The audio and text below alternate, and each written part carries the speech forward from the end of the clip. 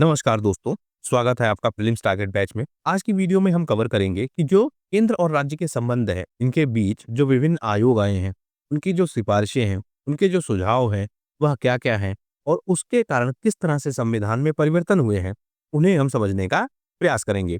तो आज की यह वीडियो आपके लिए बहुत ज़्यादा इम्पोर्टेंट है। इस वीडियो सीरीज में हम प्रारंभिक परीक्षा को टारगेट कर रहे हैं और उन सारे टॉपिक्स को और स्पेशली उनके जो प्रावधान है, उनको डिटेल से कवर कर रहे हैं, जिससे जो आपकी प्रारंभिक परीक्षा का टॉपिक है, वह अच्छे से कवर हो जाए। इसके अलावा हम इतने डिटेल में डिस्कशन कर रहे हैं कि जो फैक्ट्स होते हैं या फिर जो विचार होते हैं, इसके लिए मेंस के लिए वह भी आपके बिल्ड हो जाएं। इससे आपको केवल क्या करना होगा, आंसर राइटिंग की प्रैक्टिस, मतलब मेंस के लिए आपको आंसर राइटिंग की केवल प्रैक्टिस करनी होगी। आपको तथ्य और विचार इतने मिल जाएंगे जिससे आप आंसर राइटिंग कर पाएंगे। तो आज के वीडियो में हम क्या-क्या कवर करेंगे। हम यह देखेंगे कि जो आपका केंद्र है और जो आपका राज्य है, इनके बीच विवाद किस-किस विषय पर है।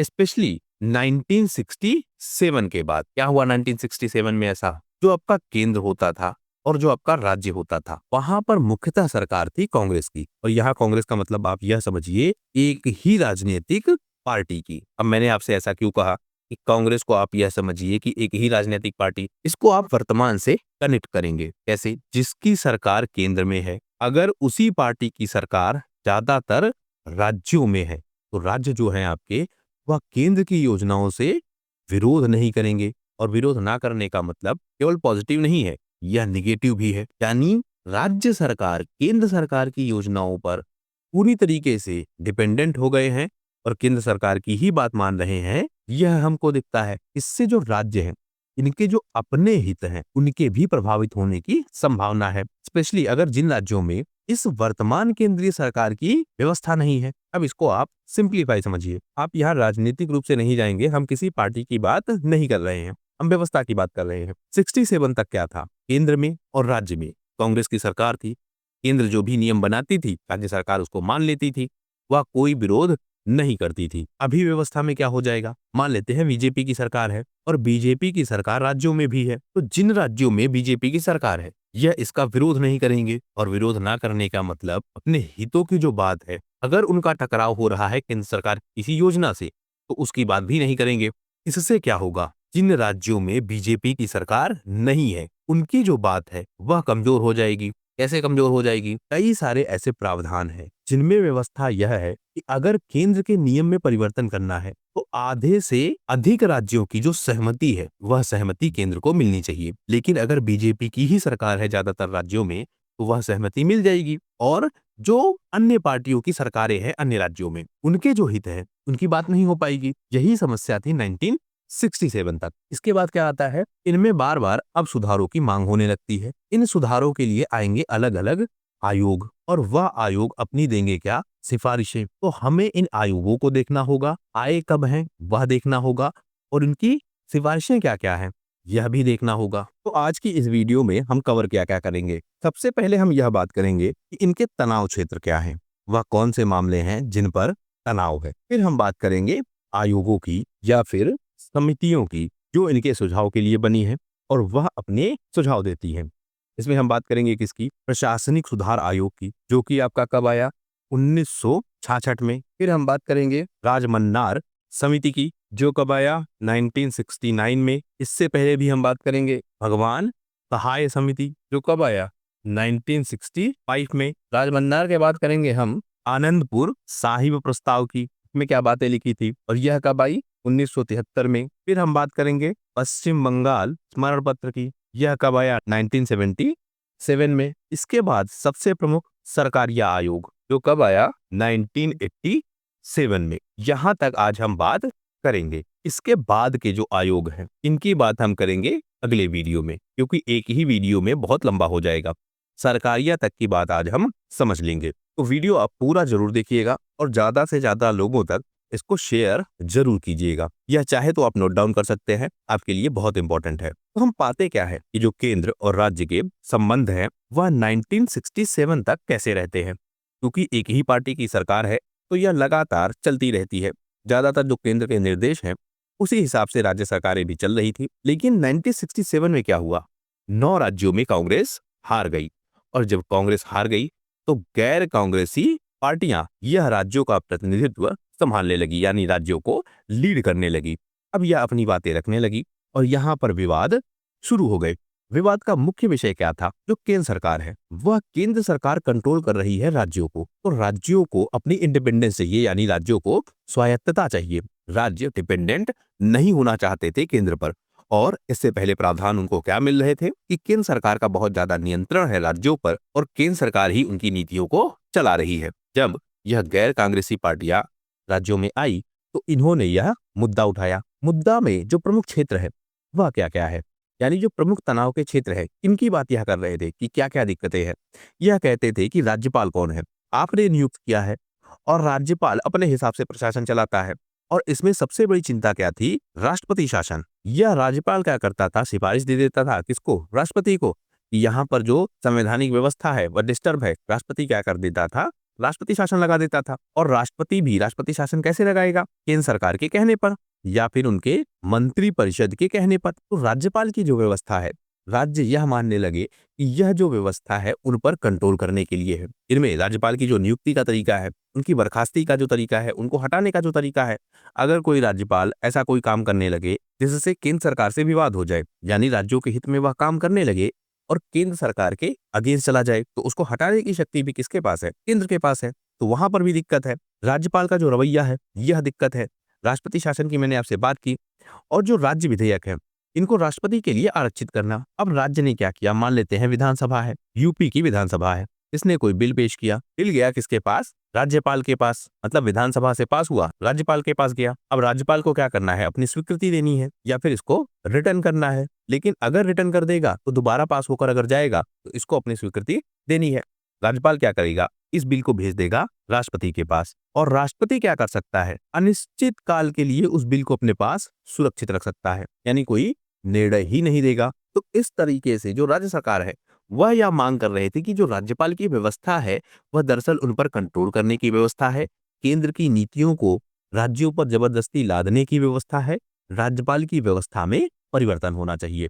पहला विवाद का मुद्दा। फिर दूसरा विवाद का मुद्दा था कि जो केंद्रीय बल है, मतलब जो सेंट्रल फोर्सेस है, इनकी जो तैनाती की जाती है यह केंद्र की इच्छा पर की जाती है। राज्य सरकार का इनमें कोई कंट्रोल नहीं है। केंद्र जब भी चाहती थी किसी भी क्षेत्र पर केंद्रीय बलों की तैनाती कर देती थी, वहां पर स्पेशल प्रोविजन लगा देती थी और जो राज्य सरकार के अधिकार है वह सीमित हो जाते थे। तो यह दिक्कत है। फिर राज्यों का एक बड़ा मुद्दा था जिसकी चर्चा हमने पिछले वीडियो में भी की कि जो वित्तीय आवंटन है इसमें भेदभाव हो रहा है। मतलब उन राज्यों को जहां केंद्र की समर्थित सरकार है या केंद्रीय पार्टी की ही सरकार है, उनको अलग तरीके से डिस्ट्रीब्यूशन हो रहा है। जिन राज्यों में गैर कांग्रेसी सरकार है, उसमें यह शब्द इस्तेमाल करना शायद सही होगा, तो जिन राज्यों में गैर कांग्रेसी सरकार है उनके खिलाफ भेदभाव हो रहा है। फिर मुद्दा है कि जो अखिल भारतीय सेवाएं हैं, आईएएस आईपीएस की जो सेवाएं हैं, इसके अलावा आईएफएस, यह जो सेवाएं हैं यह उन पर कंट्रोल कर रही हैं। आईएएस आईपीएस यह क्या कर रहे हैं? केंद्र सरकार के सहयोग से काम कर रहे हैं या फिर केंद्र सरकार के निर्देशों से काम कर रहे हैं, और इससे जो राज्य सरकार की व्यवस्था है वह डिस्टर्ब हो रही है। फिर जो इलेक्ट्रॉनिक मीडिया है जिस पर कंट्रोल है किसका? केंद्र का, वह इसका प्रयोग इस प्रकार से कर रही है कि केंद्र को बहुत अच्छा दिखा रही है, राज्य को बहुत खराब दिखा रही है। अब यहाँ क्या मुद्दा है? तो आपकी मीडिया है, इसको कहा जाता है डेमोक्रेसी का फोर्थ पिलर, चौथा स्तंभ है यह। मतलब मीडिया अगर चाहे तो डेमोक्रेसी में बड़े परिवर्तन कर सकती है। सरकार की बात जनता तक, जनता की बात सरकार तक, मतलब एक मीडियम का काम करती है। अगर मीडिया पक्षपाती हो जाती है तो यह बहुत खराब स्थिति है। और जो राज्य सरकारें हैं वह यही आरोप लगा रही थी कि मीडिया का प्रयोग कर रहा है केंद्र सरकार और उनकी सरकारों को कमजोर करने की कोशिश कर रहा है। इसके अलावा मुख्यमंत्री के खिलाफ एक जांच आयोग करने की व्यवस्था भी थी और इसकी जो नियुक्ति का प्रावधान है वह केंद्र सरकार के पास है। तो यहाँ पर भी दिक्कत थी। वित्तीय जो हिस्सेदारी है, मतलब एक तो टैक्स के डिस्ट्रीब्यूशन में भेदभाव हो रहा है, दूसरा जो हिस्सेदारी होनी चाहिए वह हिस्सेदारी भी ठीक नहीं है, और जो राज्य सूची के विषय हैं उन पर कानून बना देता है केंद्र सरकार। यह भी दिक्कत वाली बात है। हमने इसकी चर्चा पहले भी की है कि अगर जो आपकी राज्यसभा है वह चाहे तो राज्य सूची के विषय पर भी कानून बना सकती है। अब राज्यों की क्या दिक्कत है कि इस तरीके से जो केंद्र सरकार है वह राज्यों को कंट्रोल कर रही है, तो इनका यह मुद्दा है। तो अब सुधारों की मांग हो रही है, समितियां आएंगी। पहली समिति आती है प्रशासनिक सुधार आयोग, और आई कब? 1966 में। और यह किसकी अध्यक्षता में आई? मोरारजी देसाई की अध्यक्षता में। इसके साथ साथ इसमें हनुमंतैया भी थे। तो यह आया आपका प्रशासनिक सुधार आयोग। इसकी जो रिपोर्ट आई उसके अध्ययन के लिए भी एक दल गठित हुआ और उसको लीड कौन कर रहे थे? एमसी सीतलवाड़। अब यहाँ 2-3 नाम है, मोरारजी देसाई और उसके साथ साथ जो हनुमंतैया है, इन्होंने क्या किया? लीड किया। फिर आई इसकी रिपोर्ट और इस रिपोर्ट को किसने ठीक से डिकोड किया? वह थे आपके एमसी सीतलवाड़। या फिर इस रिपोर्ट को किसने फिर से चेक किया? वह थे आपके एमसी सीतलवाड़। 1969 में अंतिम रूप से इसकी रिपोर्ट आई, मतलब पहले रिपोर्ट आई, उसको चेक किया गया और फिर से उसकी रिपोर्ट आई। तो फाइनल रिपोर्ट कब आई? 1969 में। इसने कुल मिलाकर 22 सिफारिशें की थी कि क्या क्या परिवर्तन होने चाहिए। उन 22 सिफारिशों में से कुछ सिफारिशें इस प्रकार से हैं। जैसे अनुच्छेद 263 के तहत इसने बात की, एक अंतर्राज्यीय परिषद का गठन होना चाहिए, जहां पर राज्य आपस में क्या करें? अपने मुद्दे सुलझा पाए, आपस में वह बातचीत कर पाए। फिर जो राज्यपाल हो वह गैर दलीय हो, मतलब किसी राजनीतिक पार्टी का ना हो, क्योंकि राज्यपाल को लेकर समस्या थी। फिर इसने बात की कि जो राज्य है इनको वित्तीय संसाधन ज्यादा दिए जाए। इस बात को लेकर भी विवाद था कि वित्तीय भेदभाव हो रहा है और जो डिस्ट्रीब्यूशन है उसकी मैट्रिक्स भी खराब है। फिर जो केंद्रीय सशस्त्र बलों की व्यवस्था थी, इसको भी कमजोर करने की कोशिश की गई। इसने कहा कि राज्य अगर जरूरी समझे, राज्य रिकमेंड करें, राज्य यह रिक्वेस्ट करे केंद्र को कि आप केंद्रीय सशस्त्र बल लगाइए, यानी सेंट्रल फोर्सेस आप लगाइए, तब जाकर आप लगा सकते हैं, अन्यथा आप मत लगाइए। यह राज्यों पर बिना मतलब का दबाव होगा। तो प्रथम प्रशासनिक सुधार आयोग ने यह सारी सिफारिशें दी। इसमें क्या क्या आपको याद रखना है? लीड किसने किया? मोरारजी देसाई, हनुमंतैया ने। रिपोर्ट फाइनली किसने दी? एमसी सीतलवाड़ ने। कब आई? 1969 में। गठित कब हुई थी? 1966 में, मतलब 3 साल के बाद। कुल मिलाकर 22 सिफारिशें दी थी। मुख्यतः क्या थी? अंतर्राज्यीय परिषद, राज्यपाल के लिए कहा कि गैर राजनीतिक दल का हो, राज्यों को ज्यादा वित्तीय संसाधन मिले और राज्य के अनुरोध पर ही केंद्रीय सशस्त्र बलों की नियुक्ति हो। तो यह प्रथम प्रशासनिक सुधार आयोग हो गया। फिर आता है राजमन्नार समिति। यह कब आई?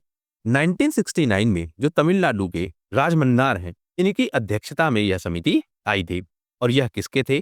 डीएम की पार्टी के। तो यह समिति आई 1971 में। इसने अपनी रिपोर्ट दी, मतलब 2 साल के बाद। यह कहता है कि केंद्रीकरण दरअसल है क्यों? क्योंकि सबसे ज्यादा समस्या यही थी कि केंद्रीकरण है, सेंटर के पास बहुत ज्यादा पावर है, राज्यों के पास पावर नहीं है, ना तो वित्तीय पावर है, ना प्रशासनिक पावर। तो सेंट्रलाइजेशन है। इसने बताया कि सेंट्रलाइजेशन दरअसल है क्यों? यह कहता है कि संविधान में ही कुछ ऐसे प्रावधान हैं जो सेंट्रलाइजेशन को बढ़ावा देते हैं, जैसे अनुच्छेद 312, यह सेंट्रलाइजेशन को बढ़ावा देते हैं। फिर जब केंद्र और राज्य में एक ही दल की पार्टी है तो इससे भी सेंट्रलाइजेशन बढ़ता है। मैंने आपको पहले बताया कि अगर एक ही पार्टी है तो विरोध नहीं करेंगे, तो इससे भी क्या होगा? सेंट्रलाइजेशन। केंद्र की ही शक्ति ज्यादा प्रभावशाली होगी। फिर यह बात करते हैं कि अगर राज्य में जो संसाधन है वह कम है, ये जो वित्तीय वाली बात है, यह क्यों है? क्यों राज्य इतना पैसा मांगना चाहते हैं केंद्र से? क्योंकि राज्यों के पास अपने संसाधन कम है।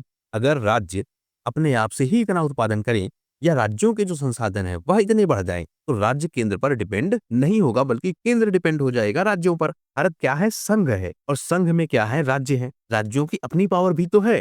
तो अगर राज्य सशक्त हो जाएं तो केंद्र पर जो उनकी डिपेंडेंसी है वह कम हो जाएगी। फिर यह कहती है कि कुछ ऐसी संस्थाएं भी हैं जैसे योजना आयोग। अब यह गैर संवैधानिक संस्थाएं हैं। इन संस्थाओं के माध्यम से भी जो आपकी केंद्र सरकार है वह राज्यों को कंट्रोल कर रही है। योजना आयोग में यही खामियां थी।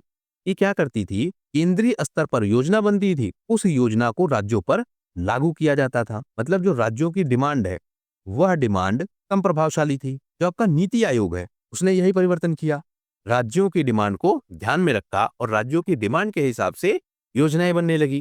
तो यह था आपका क्या? Top down approach. और यहाँ क्या है? बॉटम अप अप्रोच, नीचे से ऊपर का अप्रोच। तो इसने यह सारी दिक्कतें बताई कि देखो संविधान में ही प्रावधान है तो संविधान में कुछ चेंज करने पड़ेंगे, क्योंकि केंद्र और राज्य में एक ही दल की पार्टी होती है, तो इस वजह से जो केंद्रीकरण है वह बढ़ता है। अब यह विवाद क्यों हो रहे हैं? क्योंकि पार्टियां बदल रही हैं। राज्यों में संसाधनों की कमी है, यानी राज्यों के संसाधन बदलने चाहिए। और जो केंद्रीय संस्थाएं हैं इनकी व्यवस्थाओं में भी परिवर्तन करना चाहिए, क्योंकि इन्हीं व्यवस्थाओं के तहत जो आपकी केंद्र सरकार है वह ज्यादा ताकतवर है। तो इसने क्या क्या सुझाव दिए? इसने भी सुझाव दिया कि एक अंतर्राज्यीय परिषद होना चाहिए, राज्य आपस में अपने मुद्दों को सुलझा सके। यह कहता है कि जो योजना आयोग है इसको हटाया जाए, इसकी जगह कोई सांविधिक निकाय बनाना चाहिए और वित्त आयोग को एक अस्थायी निकाय बनाया जाना चाहिए। और जो अनुच्छेद 356 है, 367 है, 365 है, इनको पूरी तरीके से समाप्त कर देना चाहिए। अब इसमें क्या क्या प्रोविजन है? 356 आपका क्या कहता है राष्ट्रपति शासन। तो यह कहते हैं कि जो राष्ट्रपति शासन की व्यवस्था है इसको समाप्त कर दो, यह गलत है। फिर यह कहते हैं कि जो आपका 365 है, इसमें क्या दिक्कतें हैं कि अगर केंद्र सरकार ने राज्य सरकार को कोई निर्देश दिया है और राज्य सरकार उस निर्देश को लागू नहीं करती है, तो राज्य सरकार क्या करेगी? अनुच्छेद 356 का प्रयोग, मतलब राष्ट्रपति शासन वह लगा सकती है। तो 365 में यह बाध्यता है, कहा यह गया कि इसको भी समाप्त किया जाए। फिर बात आती है 367 की। 367 में क्या है? संविधान की जो व्याख्या है उससे संबंधित सामान्य नियम है, मतलब संविधान को किस तरीके से एक्सप्लेन करना चाहिए, उसके जो प्रावधान है उसको किस तरीके से लागू करना चाहिए, उससे संबंधित सामान्य नियम है। राजमन्नार समिति ने कहा क्योंकि जो यह नियम है वह ऐसे बन चुके हैं कि केंद्र सरकार का ज्यादा कंट्रोल स्टेब्लिश होता जा रहा है, तो इसको क्या करना चाहिए? समाप्त कर देना चाहिए। तो राष्ट्रपति शासन, अगर राज्य संविधान की बातों को ना माने या ऐसे कोई काम करें जो केंद्र सरकार की नजर में गैर संवैधानिक है और केंद्र सरकार उसके बाद अनुच्छेद 356 का प्रयोग करे, इसको हटाइए। और जिस तरीके से संविधान को एक्सप्लेन किया जा रहा है अनुच्छेद 367 में, इसको भी आपको हटाना होगा। तो तीनों को हटाने की इन्होंने बात की। इसके बाद इन्होंने कहा कि एक व्यवस्था यह है कि जो आपका मंत्री परिषद है वह राज्यपाल के प्रसाद पर्यंत है, मतलब राज्यपाल की इच्छा पर डिपेंड है कि राज्य का मंत्री परिषद कब तक रहेगा। इस व्यवस्था को भी समाप्त कीजिए। इसके अलावा जो संघ सूची है और जो समवर्ती सूची है, इसके कुछ विषयों को राज्य सूची में डालिए, अभी जाकर राज्य सरकार ज्यादा मजबूत होगी। और जो अखिल भारतीय सेवाएं हैं इनको समाप्त कर दीजिए। कुल मिलाकर इसने राज्य को जरूरत से ज्यादा शक्ति देने की बात की। फिर आती है भगवान सहाय समिति। यह कब आती है? 1971 में। इसकी सिफारिशें क्या थी कि जो राज्यपाल है इसको बना रहना चाहिए, लेकिन केंद्र सरकार के प्रतिनिधि के रूप में नहीं, मतलब इसको केंद्र सरकार के हिसाब से काम नहीं करना चाहिए, बल्कि राज्यों के मुखिया के रूप में काम करना चाहिए। राज्यों को आगे बढ़ाने में यह किस प्रकार से सहयोग कर सकता है, उस विचारधारा के साथ इसको काम करना चाहिए। इसने भी यह बात दोहराई कि जो राज्य है इनको वित्तीय स्वायत्तता या फिर वित्तीय स्वतंत्रता दी जानी चाहिए। इनके पास धन कम है, इनको पैसा दिया जाना चाहिए। इसने भी एक सिफारिश और की कि जो अंतर्राज्यीय परिषद है, यानी केंद्र और राज्य के बीच जो संबंध है, इनको सुधारने के लिए, और जो राज्य है 2 या 2 से अधिक राज्य, अगर उनके बीच कोई विवाद है तो उसको बातचीत से सुधारा जा सके, इसलिए जो अंतर्राज्यीय परिषद है इसको गठित किया जाना चाहिए। अब जो आपका अंतर्राज्यीय परिषद है यह करता क्या है? एक तो संयुक्त आवाज है इसकी, राज्यों की, मतलब 2 या 2 से अधिक राज्य मिलकर अपनी बात रख सकते हैं, तो एक संयुक्त आवाज है। दूसरा, अगर केंद्र के साथ कोई सामान्य विवाद है राज्यों का, तो उसको भी सुलझाने में यह मदद करता है, तो इसका भी प्रावधान है। इसने कहा कि जो अनुच्छेद 356 है, 356 का मतलब राष्ट्रपति शासन, यह बना रहे, लेकिन बहुत विशेष स्थितियों में ही इसका इस्तेमाल किया जाए। मतलब जो राष्ट्रपति शासन की व्यवस्था को अपने हिसाब से लागू कर दिया जा रहा है, यह नहीं होना चाहिए। समस्या क्या हो रही थी कि 1967 का इलेक्शन हुआ और 9 राज्यों में गैर कांग्रेसी सरकार आ गई। तो कांग्रेस ने क्या किया? 356 का दुरुपयोग। जैसे हरियाणा में यहां पर जबरदस्ती क्या लगा दिया?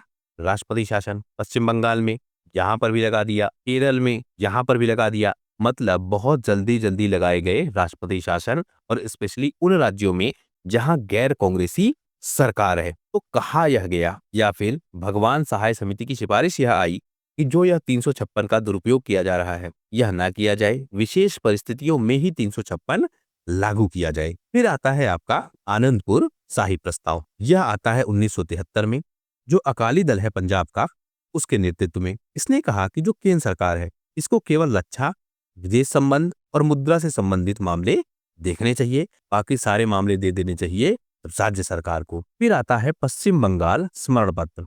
यह आता है 1977 में। यह क्या कहता है कि जो संघ है उसकी जगह इस्तेमाल कीजिए संघीय शब्द। अब इसका मतलब क्या हो गया? इंडिया क्या है? यूनियन ऑफ स्टेट है। यह कहाँ लिखा है? अनुच्छेद 1 में। इसका मतलब यह हो गया कि भारत क्या है? संघ है राज्यों का। तो संघ का मतलब क्या हो गया? कई राज्य आपके मिलकर एक केंद्रीय बनाएंगे समूह। और संघीय का मतलब क्या हो गया? जो आपका केंद्र है और आपका जो राज्य है, यह दोनों आपस में क्या है? बराबर हैं। संघ का मतलब क्या हो गया? मिलकर राज्यों ने एक केंद्रीय समूह बना लिया। इस केंद्रीय समूह को कोई लीड करेगा और उसके पास होगी ज्यादा ताकत। संघीय व्यवस्था में क्या है? राज्य और केंद्र बराबर हैं, और बराबर होने का मतलब इनके पास जो शक्ति है वह भी बराबर है, इनके जो अधिकार हैं वह भी बराबर हैं। यानी दोनों को बराबरी का दर्जा मिलना चाहिए। तो इन्होंने यह सुझाव दिया। इसके बाद इसने भी कहा कि जो रक्षा है, विदेश मामले हैं और संचार है और इसके अलावा जो आर्थिक समन्वय की बात है, वहां तक केंद्र सरकार सीमित रहे, बाकी सारे मामले चले जाएं राज्य सरकार के पास। तो जो आनंदपुर साहिब वाला प्रस्ताव है, कुछ उसी तरीके का प्रस्ताव यह भी देता है। 356, 357 और 360 इसको पूरी तरीके से समाप्त कर दिया जाना चाहिए। 56 में क्या है? राष्ट्रपति शासन। 357 में क्या है? यह भी कहीं ना कहीं से कनेक्टेड है राष्ट्रपति शासन से। मतलब यह कि अगर केंद्र सरकार ने कोई कानून बनाया है और कब बनाया है, जब राष्ट्रपति शासन है तब। तो जब राष्ट्रपति शासन समाप्त हो जाएगा उसके बाद भी यह प्रावधान लागू रहेंगे, जब तक जो राज्य की विधानसभा है यह इसको निरस्त ना कर दे। यानी राष्ट्रपति शासन है, राष्ट्रपति ने कोई कानून लागू किया और वह कानून राज्यों पर लग गया। अब राज्यों पर जब कानून लग गया और बाद में जो आपका राष्ट्रपति शासन है यह समाप्त हो गया, तो यह कानून कब तक वैलिड है? यह कहते हैं कि जब तक राज्य की विधानसभा उसको निरस्त ना करे तब तक। अब समस्या क्या है या पेच क्या है? अगर निरस्त करना है तो इसके लिए कोई आएगा विधेयक। विधेयक अंतिम रूप से किसके पास जाएगा? राज्यपाल के पास। और राज्यपाल के पास क्या शक्ति है कि वह वापस भेज सकता है राष्ट्रपति के पास। मतलब कुल मिलाकर अंतिम रूप से फिर से राष्ट्रपति ही यह डिसाइड करेंगे कि विधेयक निरस्त होगा या फिर नहीं होगा। तो इसने कहा इस व्यवस्था को समाप्त किया जाना चाहिए। फिर 75% हिस्सा जो टैक्स कलेक्शन का है वह देना चाहिए राज्यों को। बहुत बड़ी बात की इसने, मतलब बहुत ज्यादा डिमांड की कि जो 75% हिस्सा है वह चला जाए राज्यों के पास। मतलब 3/4 हिस्सा जो राज्यसभा है इसको बराबर शक्ति दी जाए किसके? लोकसभा के। अब यह इंपॉर्टेंट फैक्ट है, ध्यान रखना होगा, अलग से बात है यह। फिर जो अखिल भारतीय सेवाएं हैं इनको पूर्णतः समाप्त किया जाना चाहिए। तो यह किसके सुझाव हैं? पश्चिम बंगाल स्मरण पत्र के। फिर आता है आपका सरकारी आयोग। बहुत ज्यादा परिवर्तन इसमें किए जाएंगे और इसके सुझावों को बहुत ज्यादा माना जाएगा।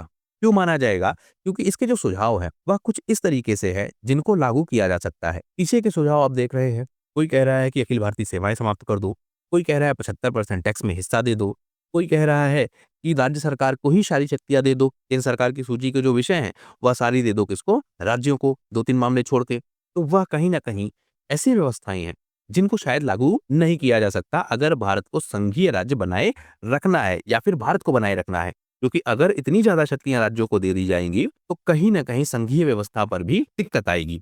तो सरकारिया आयोग ने जो रिकमेंडेशन दी है वह कुछ इस तरीके से है जिनको लागू किया जा सकता है। इसने 1987 में अपनी रिपोर्ट दी। 3 लोग थे इसके सदस्य। यहां से खूब प्रश्न बनते हैं।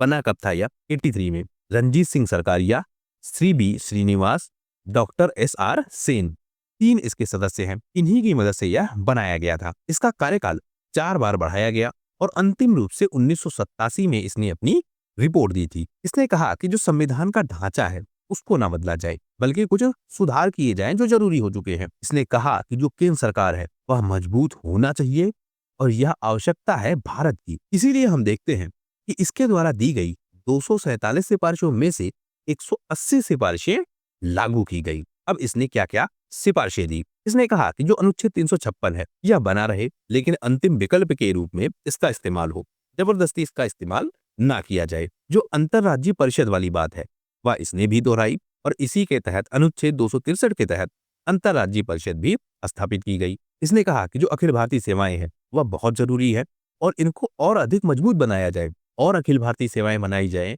जिससे जो भारत है इसको और विकसित किया जा सके। इसने कहा जो कराधान की शक्ति है वह संसद डिसाइड करे, क्योंकि संसद में लोकसभा है और संसद में राज्यसभा है, यानी लोगों का रिप्रेजेंटेशन है। तो यही डिसाइड करे कि किस तरीके से टैक्स में डिस्ट्रीब्यूशन होना चाहिए। इसने कहा कि जब राष्ट्रपति किसी विधेयक को आरक्षित कर लेते हैं, जैसे अभी हमने पीछे देखा राज्यपाल भेजता था, राष्ट्रपति अपने पास सुरक्षित रख लेते हैं, तो इसने कहा कि राज्यों को कारण बताना चाहिए कि ऐसा क्यों किया जा रहा है। फिर राष्ट्रीय विकास परिषद जो है इसका नाम बदला जाना चाहिए और राष्ट्रीय आर्थिक एवं विकास परिषद किया जाना चाहिए। फिर क्षेत्रीय परिषदें भी बनाई जानी चाहिए। इसके अलावा इसने कहा कि जो सैन्य बलों की नियुक्ति वाला प्रावधान है, यहाँ पर बहुत ज्यादा दिक्कत आ रही है, यह राज्यों को केंद्र की स्वीकृति के बाद लगाना चाहिए। फिर जो समवर्ती सूची के विषय हैं इन पर भी केंद्र सरकार ज्यादा ताकतवर ना हो, राज्यों से भी इस पर परामर्श लिया जाए। जो राज्यपाल की नियुक्ति है उसमें भी जो मुख्यमंत्री की सलाह है इसको संवैधानिक प्रावधान के तहत बनाया जाना चाहिए। यानी राज्यपाल की नियुक्ति मुख्यमंत्री की सलाह पर हो और उसको संवैधानिक आधार हो, मतलब संविधान में ऐसी व्यवस्थाएं हो कि मुख्यमंत्री ही जो सलाह देगा उसी के आधार पर राज्यपाल की नियुक्ति होगी। इसके अलावा बिना संसद की मांग के किसी राज्य मंत्री के खिलाफ जांच आयोग नहीं बैठाना चाहिए। केंद्र सरकार को जो इनकम टैक्स है इस पर अधिभार यानी सरचार्ज वह नहीं वसूलना चाहिए। जो योजना आयोग है और जो वित्त आयोग है इनके बीच कामों को बांटना चाहिए, क्योंकि योजना आयोग कहीं ना कहीं सेंट्रलाइजेशन कर रहा है तो इसके कामों को भी बांटना चाहिए। जो भाषागत अल्पसंख्यक लोग हैं इनको अधिकार मिलना चाहिए। त्रिभाषा फार्मूला लागू करना चाहिए। त्रिभाषा फार्मूला मतलब राज्य की अपनी भाषा, केंद्र की भाषा, जहां पर सामान्यता दिखता है अंग्रेजी, मतलब अंग्रेजी पढ़ाई जाए, राज्य की अपनी स्थानीय भाषा पढ़ाई जाए और कोई अन्य भाषा भी पढ़ाई जाए। तो त्रिभाषा फार्मूला लागू किया जाना चाहिए। जो निगम टैक्स है इसमें राज्यों को भी निश्चित हिस्सा देना चाहिए। जो आपका राज्यपाल है वह विधानसभा में अगर किसी सरकार के पास बहुमत है तो उसको भंग ना कर पाए, यह व्यवस्था भी की जानी चाहिए। इसके अलावा जो राज्यपाल का कार्यकाल है इसको बिना कारण बताए या बिना कोई ठोस कारण बताए 5 साल से पहले भंग नहीं करना चाहिए। अब इन दोनों में क्या क्या समस्याएं हैं। जो आपकी विधानसभा है इसको भंग कौन करेगा। दूसरा, जो आपका राष्ट्रपति शासन है यह किसकी सिफारिश पर होगा। तो यहाँ पर व्यक्ति है आपका राज्यपाल, इसी के आधार पर होगा। और राज्यपाल की नियुक्ति कौन करता है, केंद्र सरकार, या हम कहे राष्ट्रपति। केंद्र सरकार इसलिए क्योंकि यही आरोप है कि केंद्र सरकार नियुक्ति करती है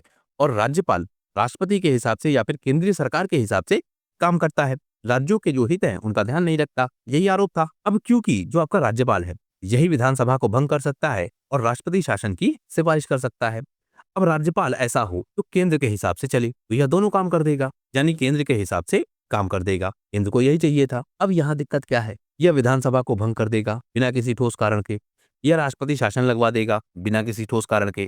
तो इसने क्या सुझाव दिया कि राज्यपाल को ऐसा नहीं करना चाहिए। अच्छा, राज्यपाल ऐसा करते क्यों थे, क्योंकि अगर राज्यपाल को हटाना है तो वह भी कौन कर सकता है, संघीय सरकार। और संघीय सरकार का मतलब कहीं ना कहीं केंद्र सरकार। तो राज्यपाल को वह हटा देगी, दूसरा राज्यपाल आएगा, वह उनके हिसाब से काम करेगा। मतलब अगर राज्यपाल उनके हिसाब से काम नहीं कर रहा है तो उसको हटा देंगे। तो इसने कहा कि 5 साल से पहले नहीं हटाना चाहिए अगर कोई ठोस कारण ना हो। इससे क्या होगा, जो राज्यपाल है इसका कार्यकाल सुरक्षित हो जाएगा। अब राज्यपाल सुरक्षित रूप से या फिर अपनी इच्छा के हिसाब से काम कर पाएगा और राज्यों के हितों की सुरक्षा कर पाएगा। तो इस तरह सरकारिया आयोग ने बहुत सारी सिफारिशें दी और इन सिफारिशों को लागू करने का प्रयास किया संघीय सरकार ने। संविधान में बहुत सारे परिवर्तन हुए और सरकारिया आयोग का प्रभाव हमको दिखने लगा। इसके बाद जो केंद्र सरकार की बात है और जो राज्य सरकार की बात है इनमें हमको समन्वय दिखने लगा, यानी राज्य सरकार की बात को भी सुना जाने लगा और भारत का प्रशासन ठीक से चलने लगा। इस तरह हमने समझा सरकारिया आयोग की व्यवस्थाओं तक, यानी जो राज्य और केंद्र के बीच विवाद है, और सरकारिया आयोग तक किस तरीके के सुझाव आए और किस तरीके के परिवर्तन रिकमेंड किए गए वह हमने समझ लिया। इसके आगे हम क्या समझेंगे, यानी अगले वीडियो में हम क्या समझेंगे, हम बात करेंगे कुंची आयोग की और इसने जो सिफारिशें दी हैं उनकी बात करेंगे। इसके बाद हम देखेंगे कि जो आपके राज्य हैं इनमें आपस में भी सौहार्द बना रहे, मतलब आपस में भी यह मिलकर काम कर पाए, इसके लिए क्या व्यवस्था है और इसमें जो संवैधानिक प्रावधान है वह क्या क्या है उनको समझेंगे। फिर हम यह देखेंगे तो अंतरराज्यीय जल विवाद है और उन जल विवादों से संबंधित जो आपके ट्रिब्यूनल बने हैं वह कौन कौन से हैं। तो अगला वीडियो भी आपके लिए बहुत ज्यादा इन्फॉर्मेटिव होगा, बहुत सारी इसमें नॉलेज होगी जो आपकी परीक्षा के लिए बहुत ज्यादा उपयोगी होगी। इस वीडियो में फिलहाल सिर्फ इतना ही। वीडियो यदि पसंद आया हो तो प्लीज शेयर कीजिए अपने दोस्तों के साथ, सब्सक्राइब कीजिए इस चैनल को। आपका हमसे जुड़ने के लिए बहुत बहुत धन्यवाद। आपका दिन शुभ हो।